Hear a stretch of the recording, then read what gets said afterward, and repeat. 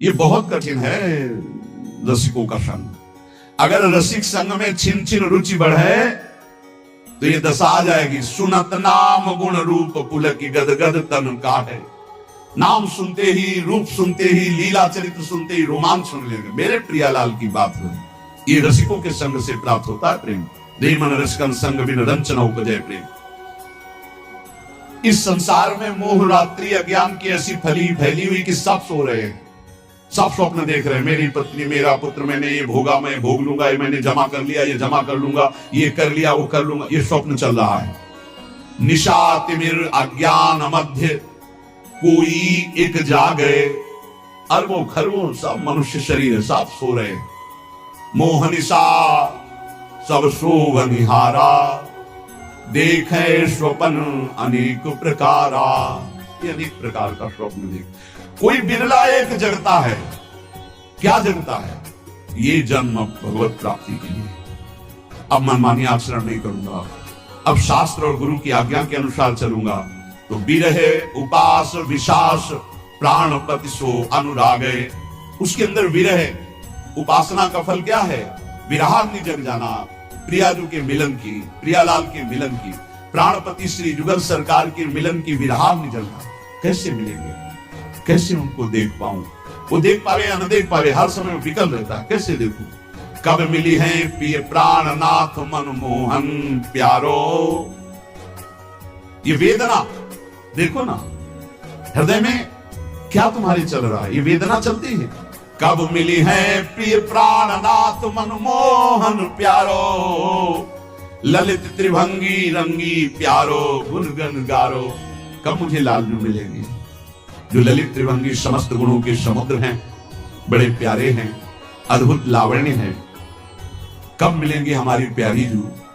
कब मिलेंगे? ये कभी अंदर की बात, अंदर चले तो छीन छीन जुगल किशोर रूप अनुभव, अवगाहे चाह विरहे उपजाए कामना मन की दाहे। सारी कामनाएं भस्म हो गई रसिकों के संग से। एक ही चाह रह गई, कैसे युगल सरकार मिले, कैसे प्रिया प्रीतम मिले। तो अनुभव में जो रूप बतायो श्री गुरु अपनो, करे चिंतवन ताको जग को जाने सपनों। बिल्कुल सत्य मान लीजिए, स्वाप्निक जगत केवल हमारे समय को नष्ट कर रहा है। यदि हम गुरु प्रदत्त नाम और रूप मंत्र का चिंतन नहीं कर रहे तो हमारा समय व्यर्थ जा रहा। पक्का पछताओगे, हाथ कुछ नहीं लगेगा। जब गुरु प्रदत्त नाम मंत्र जपा जाता है तो गुरु प्रदत्त इष्ट का रूप झलकता है। तो तत्सुख सेवा रीति तब ही विदिशो कीजय। उसके हृदय में तत्सुख भाव जागता है। तत्सुख भाव जागे बिना जीवन का लाभ नहीं। ये मत सुख में, स्वसुख में तो पूरा विश्व भ्रमण कर रहा है। वो तीर्थ भी जा रहा है तो सुसुख वासना से, सत्संग भी आया तो सुसुख वासना, मुझे सुख मिले। तत्सुख प्रियालाल को कैसे सुख देऊं? कौन सी बात करूं, कौन सा कर्म करूं, कौन सी चेष्टा करूं, कौन सा भाव करूं जिससे मेरे युगल सरकार मुस्कुरा दें? ये बात तत्सुख सेवा रीति तबे ही विदिशों की जय, बढ़त रहे अभिलाष नीर नयन भर लीजिए। बड़ी कृपा होती है जब कोई सेवा की सौंध नहीं है और सेवा का भाव बढ़ता है, तब आंसुओं से सेवा होती है। जैसे मधुकरी भी नहीं मिलती थी। जैसे दीपावली और त्योहार, होली को तो कभी भोजन मिलता ही नहीं था, पक्की बात। दीपावली है, दोपहर को जाते थे मांगने 1-2 बजे की, नाय बाबा त्योहार है। सबकी दीपावली जल रही होती थी, हमारी कुटिया अंधेरे में होती थी। सब हर्षोल्लास मनाते होते, हम भूख सहते हुए नाम जप करते। दीपक जलाने की व्यवस्था, ये बलराम कुछ मीठा मीठा कभी ले आवे तो जब सब हर्षोल्लास में होते तब अपनी श्री जी के पास बैठ के मिश्री का टुकड़ा ऐसे रख के और एक जल रख के भावना करते। 56 भोगों में जो जो याद आता हो भाव, फिर रोना था। प्रिया मुझे किंचन गरीब के पास केवल आप ही धन हो। ये वस्तुएं तो है नहीं कि हम आपको दुलार कर सके, बस भाव ही हमारा है। ये रोना तब आता है जब कोई अपना नहीं होता, कुछ अपना नहीं, बिल्कुल प्रियालाल के सिवा कुछ नहीं, तब ये रोना। शयन में जो सुख मिलता था प्रियालाल को कराने में, बिहारी जी के सामने डलियां लगती हैं, दर्शन करके शयन के समय से जब तो कोई 2 फूल गुलाब के, कोई 4 राय बेल के ऐसे डाल देते, कोई एक कमल का डाल देते, वो लेके आते और उनकी शैया बनाते। और जब भावना करते कि प्रियालाल सहन कर रहे हैं, हम चरण चाप रहे, तो आपको कैसे पता है, चिल्ला चिल्ला के रोने का मन होगा। आनंद समुद्र है हमारे प्रभु, वो केवल भावोत्सवेन भजता, भाव का भूखा हूं मैं और भाव ही एक सार है। भाव से मुझको भजे तो भाव से बेड़ा पार है। भाव बिन सुनी पुकारे मैं कभी सुनता नहीं, भाव पूरित तेरे ही करती मुझे लाचार। वो भाव तत्सुख सेवा रीति तब ही विदिशो की जय, बढ़त रहे अभिलाष नीर नयनन भर लीजिए। कभी हमने अपनी प्रियालाल की पोशाक नहीं पहना पाए, कभी नहीं, ऐसे ही विराजमान, ऐसे ही रस के पात्र में मन होकर मिली, दिखा दिया। उस समय जो भाव आता रुदन का, ये अपने प्रभु को मैं कुछ भोग नहीं लगा सकता, अपने प्रभु का कोई श्रृंगार नहीं कर सकता, हर चीज पैसे से, इत्र है, चंदन है, सब पैसे, और पैसा विषयी पुरुषों के संग से, और विषयी पुरुषों को रिझाने की कला अलग होती, अपने पास नहीं है, अपने पास तो प्रियालाल के रिझाने की कला है, तो फिर वो ठसक बनी रहती, उसमें चाटुकारिता नहीं होती विषयी पुरुषों की। कब देखो इन नैन प्राणपति प्यारी संगा, लगी रहे चित चाह प्रेम पुलकित अंग अंगा। ये हृदय में स्थिति प्राप्त होती है। कब देखो इन नैन प्राणपति प्यारी संगा, प्यारी के साथ, प्यारी के प्राणपति श्री लाल, कब प्रियालाल को देखो। उस हृदय के क्या महान स्थिति होगी जिसकी सब चाह मिट गई, एक चाह रह गई, कब मैं भरकर नेत्र अपने प्रियालाल को, नेत्र कब देखो। लगी रहे चित चाह प्रेम पुलकित अंगा, पुलकित अंगों से हर समय एक ही चाह, अपने प्रभु को देखो।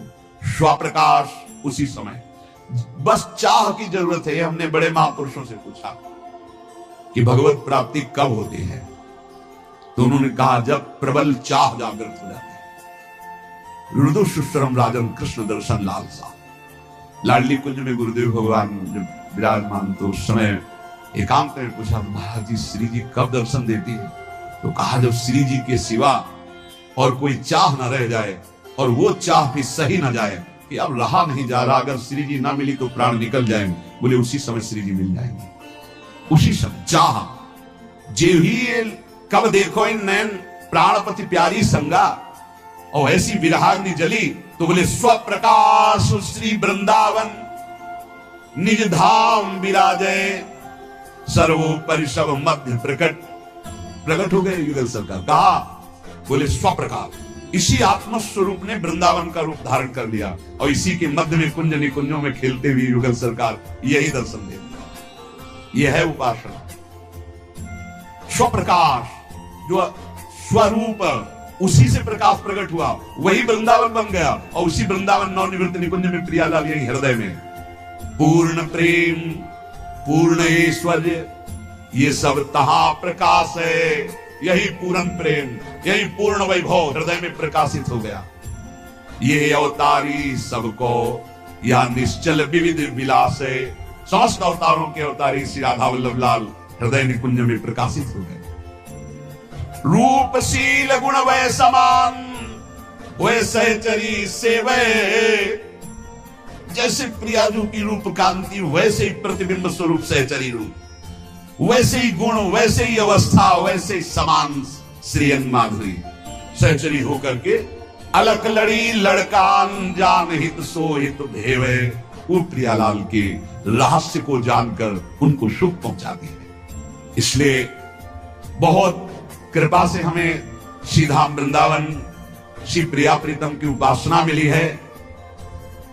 तो चाहे जैसी स्थिति हो, चाहे जैसी परिस्थिति हो, बस एक प्रार्थना है, नाम न छोड़ना, नहीं तो हार जाओगे। नाम अगर पकड़े रहे राधा राधा राधा, ये कलयुग में राधा नाम करुणा समुद्र में है, आप ये समझ लो। ये आगम निगम पुराणों में अगोचर है, ये वृंदावन की भूमि से प्रकाशित है, ये पराविद्या है। बड़े भाग्यशाली होंगे जो इस राधा नाम का आश्रय ले लेंगे। शरीरम श्री वृंदावन भूमि सदा स्थापय मनः। अगर शरीर वृंदावन में नहीं रख सकते तो वृंदावन की रज तो शरीर में लगा सकते हो। देख लो, अगर हमारी प्रार्थना के कान तक पहुंच रहे हो आप स्वीकार कर लें।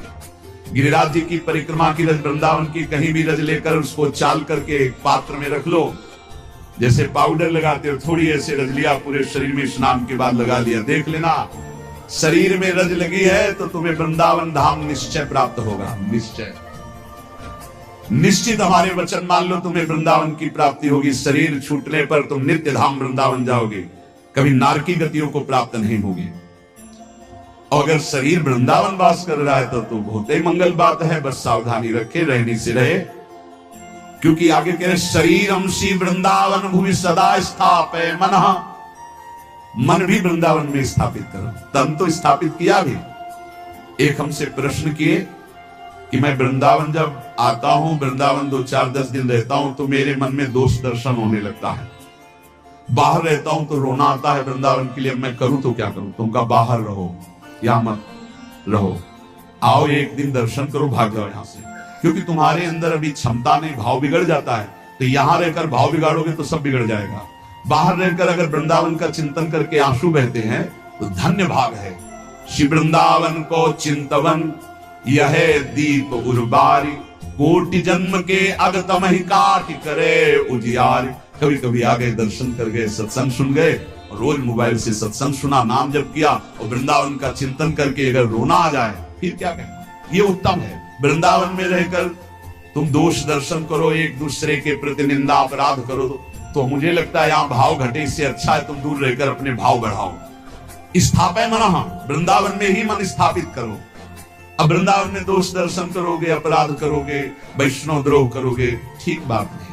वो कह रहा था मेरा भाव बाहर से बहुत बढ़िया बनता है, भावोत्सव में बजता हूं। अगर भाव बढ़िया बनता है तो भाव बनाओ, जब भाव ठीक हो जाएगा तो धाम आओगे तो यहाँ कुछ दोष दर्शन नहीं। ये सब भगवत लाडले हैं यहाँ ब्रज में, ये सब प्रियालाल के लाडले हैं। जो ज्यादा दुलारे होते हैं तो थोड़ा, तो वो बात तुम देखो कि लाडली जो के दुलारे हैं, ये लाडले हैं, हमारा अधिकार इन पर दोष दर्शन करने का नहीं। सदा पार्श्वे वृंदावन रसिकयोर निस्य भजने, वचस्तत् केली नाम नवरत गाने, रमयत कथा पीयूषादौ श्रवण युगलम प्रीति विकलम। यदि तुम श्रीमद चतुरासी जी 42 लीला, श्रीमद राधा सुधा निधि, इनका गान करो, बहुत महिमा है जिसमें प्रियाजू का यश गान तो लालजू सुनकर के अपने आप को न्यौछावर कर देते हैं। यदि लीला गायन में तुम्हारी रुचि हो जाए, नाम जपने में तुम्हारी रुचि हो जाए, और लीला सत्संग सुनने में तुम्हारी रुचि हो जाए, तो श्रीपाद कह रहे हैं अब तुम निश्चिंत हो जाओ प्रीति विकलम के लिए। अब प्रियालाल का प्रेम तुम्हें प्राप्त होगा, प्रियालाल की निश्चित प्राप्ति हो जाएगी। श्री भगवत ऋषि जी महाराज कृपा करके कह रहे हैं कि जीव जुगल नाम ही जपे, द्रगन बिलोके रूप, उदर भरे अलिवृत्ति सो, छाण स्वांग मृगभू। बोले निश्चित उस विरक्त महाभागवत को भगवत प्राप्ति हो जाती जो ऐसी रहनी से रहता है। कैसी? बोले जीव से युगल नाम जप कर रहा है, और नेत्रों से जिधर दृष्टि जाती सब में भगवत भाव कर रहा है, और पेट भरता है अलिवृत्ति सो, छाड़ स्वान मृग भूप, कुत्ते की और सिंह की वृत्ति का त्याग करके अलिवृत्ति, अली कहते मधुकर, मधुकर भौरा, उदर भरे अलिवृत्ति सो, छाड़ स्वान मृग भूप। श्वान वृत्ति से पेट भरना क्या है? धनियों के पीछे डोलना, चाटुकारिता करना, उनके द्वारा दिए गए धन की विलासिता भोगना, एक कुत्ते की वृत्ति से जीवन यापन करना है। और सिंह वृत्ति क्या है? अपनी तपस्या, अपना उसका दिखा करके और फिर नहीं, अलिवृत्ति से कहा है। उदर भरे अलिवृत्ति सो, अलिवृत्ति कहते हैं मधुकर वृत्ति, 4 घरों में टुकड़े मांग लिए, उससे पेट भरा। और या आकाश वृत्ति, परमहंसों ने सदैव आकाश वृत्ति स्वीकार की, साधकों ने सदैव मधुकरी वृत्ति का, लेकिन जो आगे बढ़े हुए परमहंस उसको भी छोड़ दिया। आकाश वृत्ति जो स्वयं भगवान भेजे, बिना चाहे बिना मांगे जो सामने आ गया उसी से उदर पोषण करना आकाश वृत्ति है।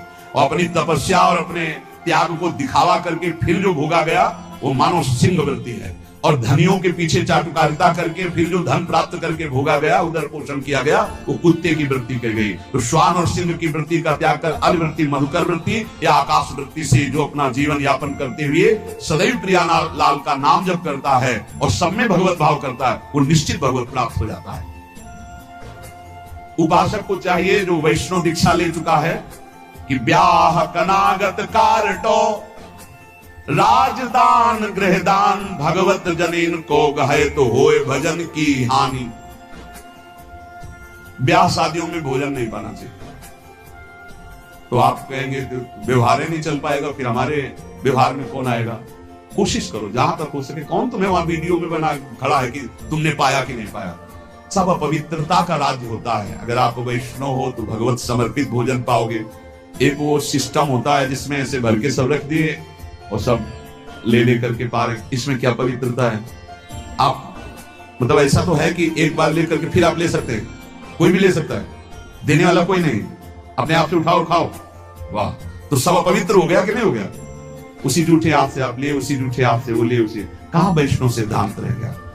पहले गांव में तो ऐसे पवाया जाता, सबके पैर धुले जाते थे, पट्टी बिछाई जाती थी, बैठाला गया सुंदर पत्ते के वो पत्तल धोने और फिर रज के कुल्हड़ आदि पात्रों बढ़िया और परोस करके फिर जय जयकार हो। गांव में भी जय होता, जयकारा लगता था और फिर ऐसे, और जो पूज्य जन होते थे उनको भेंट देकर पैर को ऐसे सम्मान। अभी जूता पहने सब पवित्र भोजन, तो इसलिए मना कर रहे हैं ब्याह का भोजन नहीं लेना चाहिए। विरक्त को तो बिल्कुल नहीं लेना चाहिए। गृहस्थी में अपना देख लो, काम चला लो। उस दिन पेट दर्द कर रहा है ऐसा कह दो, नहीं अपना बोल दो भाई आज हमारा पेट खराब है, उल्टी जैसा लग रहा है, अगर इतना भी पाया तो उल्टी हो जाएगी।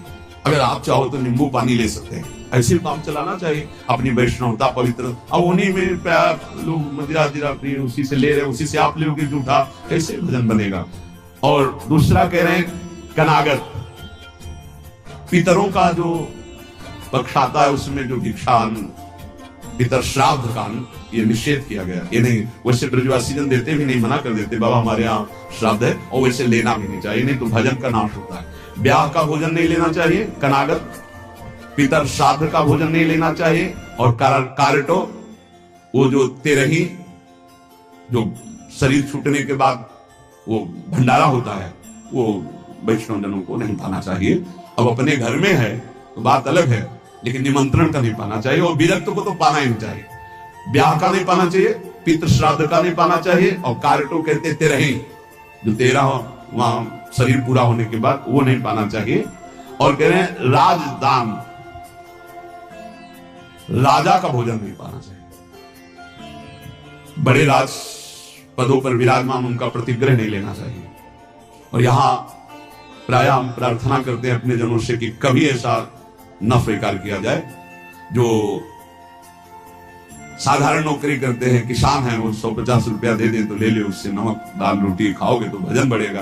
और जो ऊंची गड्डी के चक्कर में पड़ोगे तो फिर भाव बिगड़ जाएगा, भजन नहीं होगा।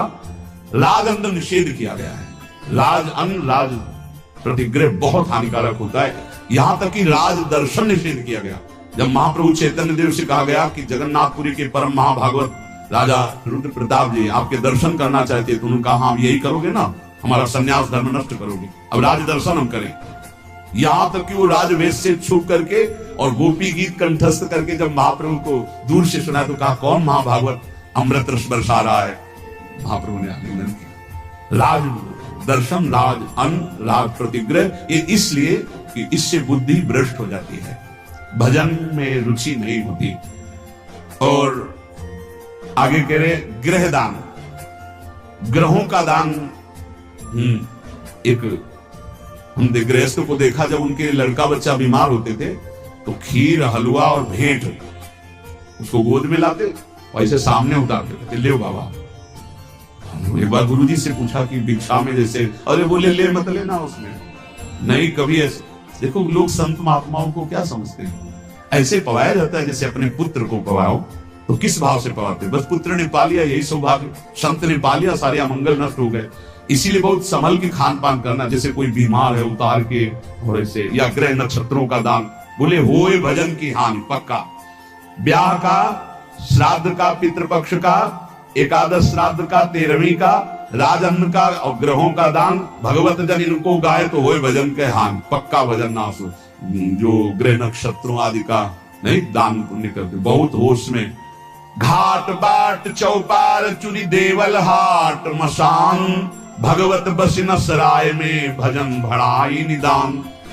इतने जगह का भोजन नहीं लेना चाहिए, ऐसी जगह बैठ के भजन नहीं करना चाहिए।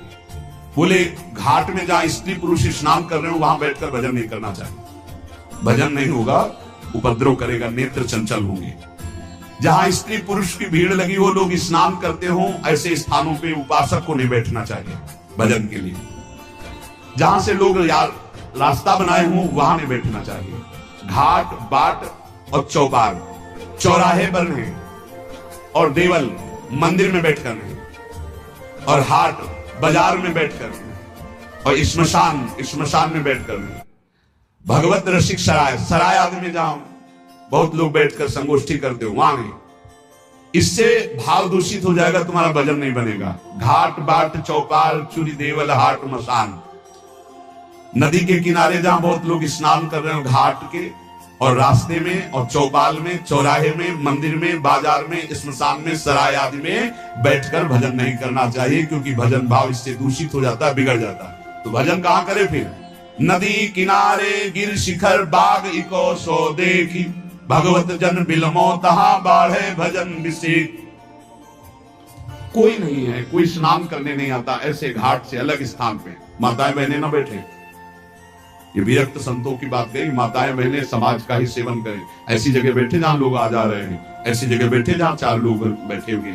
एकांत ऐसे स्थानों में ना ये सूत्र स्वीकार करें।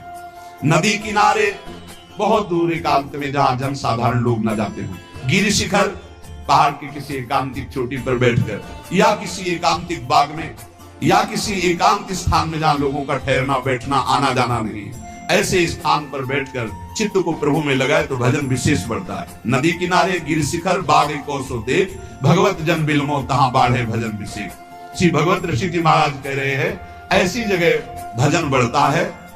और सबसे ज्यादा भजन की वृत्ति आती है भगवान के प्रेमी जनों के संग में बैठकर। एक बार की गौशाला में भजन करें तो इतना संगम में करें, फिर लिखा था गुरु चरणों के समीप भजन करें तो अनंत गुना फल मिलता है।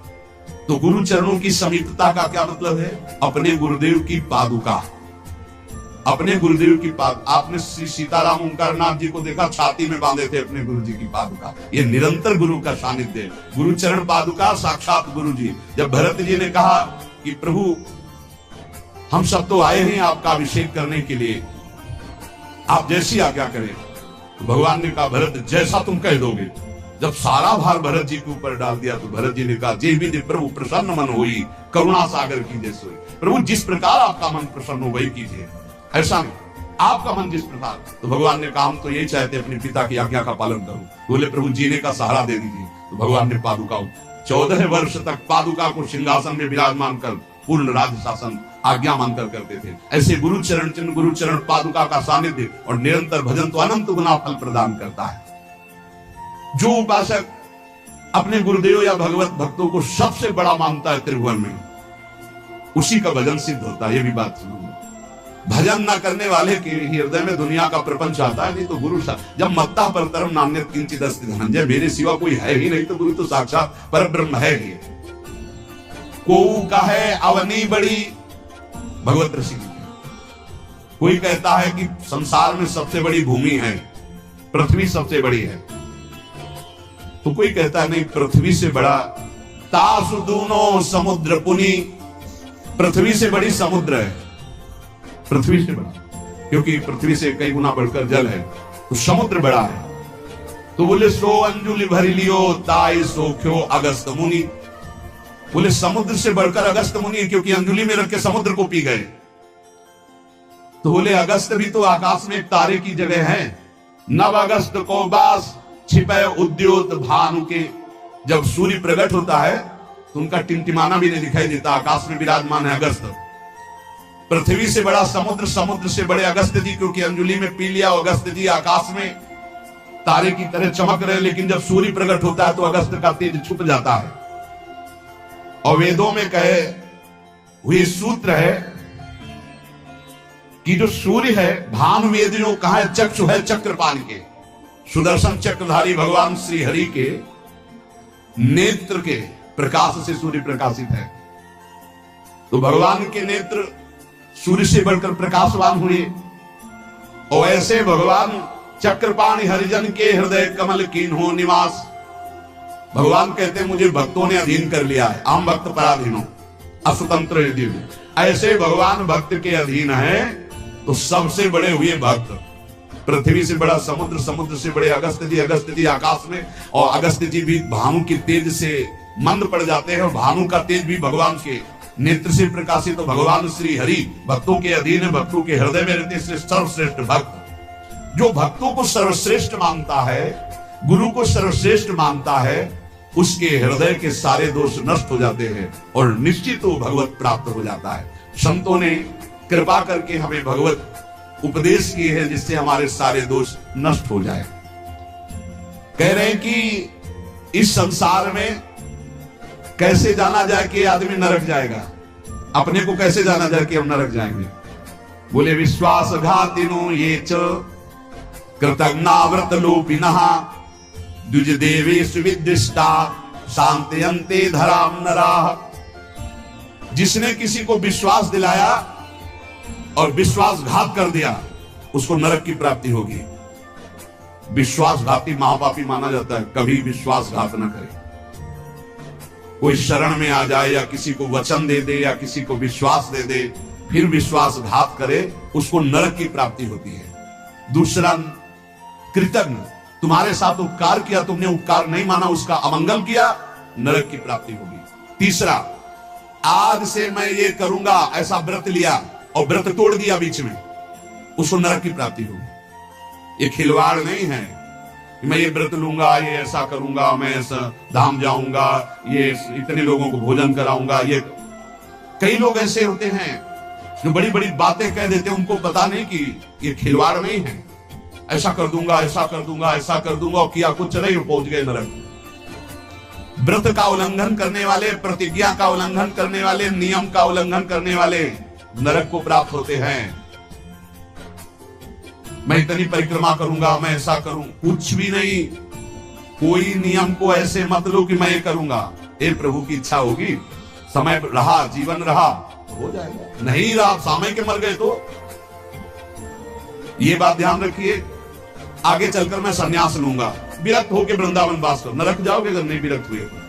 मैं इतना यहां मंदिर बनवा दूंगा, नहीं बनवाया नरक जाओगे। वचन संभाल के बोलो, आज से मैं कुछ दिन व्रत रहूंगा।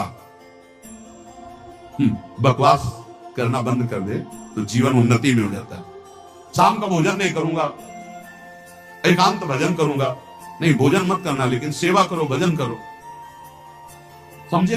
वाणी को ऐसे बिखेरते चले जाते। व्रत का उल्लंघन करने वाला नरक की गति को प्राप्त होता है। संतों से द्वेष करने वाला, गुरु से द्वेष करने वाला, ये नरक को प्राप्त होते हैं। और ध्यान से सुनो, जो माता पिता को दंडित करता है, गाली देता है, अपमान करता है, उसे सीधे नरक की प्राप्ति होती है। बिल्कुल पक्का समझ लो। माता पिता भगवान का स्वरूप है। मातृदेवो भव पितृदेवो भव। बिल्कुल बुद्धि खराब मत करो, कलयुग बुद्धि भ्रष्ट कर रहा है। माने माता पिता ने देवा साधुन ते करवावे सेवा, जिनके ये आचरण भवानी ते निश्चर समझानो। राक्षस है, और ऐसे राक्षस अब पुत्र रूप में ज्यादा पैदा हो रहे हैं। एक देखा हूं कि माता को बाल पकड़ के घसीट रहा है, लात से पेट में प्रहार कर रहा है, पिता को थप्पड़ और सीधे छाती पे लात। वाह, इस पुत्र की जानते हो क्या गति होगी? सीधे रो रो नर। फिर वहां जो दंड मिलता है, वहां मरना तो है नहीं प्यारे। ना बेहोश हो सकते हो, ना मर सकते हो, होश में रहकर दंड भोगना है। नरक की खासियत है। 100 बार काटे जाओगे, 100 बार जिंदा रहोगे, उसे यातना दे कहते हैं। होश में ये मत मानना कि नरक वरक नहीं है। जैसे लोग कहते जा रहे हैं कौन नरक सरक, बोल लो। जब फंसते हो ना, बोले यही सब मिलता है, यही नहीं मिलता है। जब चोरी करोगे तो पहले घर से लेके थाने तक डंडा चलेगा, फिर थाने में स्पेशल पिटाई होगी, फिर कपड़े वपड़े संभाल के तुम्हारे हथकड़ी लगा के जज के सामने, फिर वहां तुम्हारी चोरी का न्याय होगा। ये ब्याज में मिला है। ये ब्याज में घर से लेकर पकड़ने तक और थाने तक जो पिटाई हुई, ये ब्याज है। मूल तो न्यायाधीश करेगा कि 20 साल की सजा या मुफ्त इतना इतना दंड। ऐसे ही कर लो मनमानी पाप। यहाँ जो ठोकर और रोग है ये तो ब्याज है, मूल तो नरक में भोगना पड़ेगा। जो माता पिता का त्याग कर देता है उसे नरक की प्राप्ति होती है। जो माता पिता को दंड देता है, जो माता पिता को गाली देता है, और जो अपनी पाणी ग्रहण की हुई स्त्री को, निर्दोष स्त्री नाना प्रकार के दोषारोपण करके दंड देता रहता, कलह मचाता रहता, ऐसे पुरुष को नरक की प्राप्ति। और जो अपने सज्जन पति का त्याग कर पर पुरुष का अनुसरण करती, ऐसी स्त्री को नरक की प्राप्ति होती है। जो गुरुजनों को कठोर वचन बोलते हैं, जो गुरुजनों का आदेश का पालन नहीं करते, उनका पोषण नहीं करते, जो देवता ब्राह्मण और निर्बलों का धन का अपहरण कर लेते हैं, ऐसे मनुष्यों को नरक की प्राप्ति होती है। जो मदिरा पान करते हैं, सुन लीजिए, ये च मद्यरता पापा द्वित कर्मरतास्तथा। हमारा शास्त्र कहता है भारतवासी हो, विदेशी नहीं हो, तो इस भूमि में जन्मे हो, यदि मदिरा पियोगे तो नरक का रास्ता पक्का कर रहे हो। बोले इसमें तो कोई हिंसा नहीं, लेकिन शास्त्र निषेध है। ये च मद्यरता पापा द्वित कर्मरतास्तथा। जो जुआ खेलते हैं मदिरा पीते हैं, और जो साधु वेश रख के पाखंड करते हैं, इनको सीधे नरक की प्राप्ति होती है। यहां जो वर्णन हो रहा है वो बीच में विश्राम नहीं, सीधे नरक बिना रोक।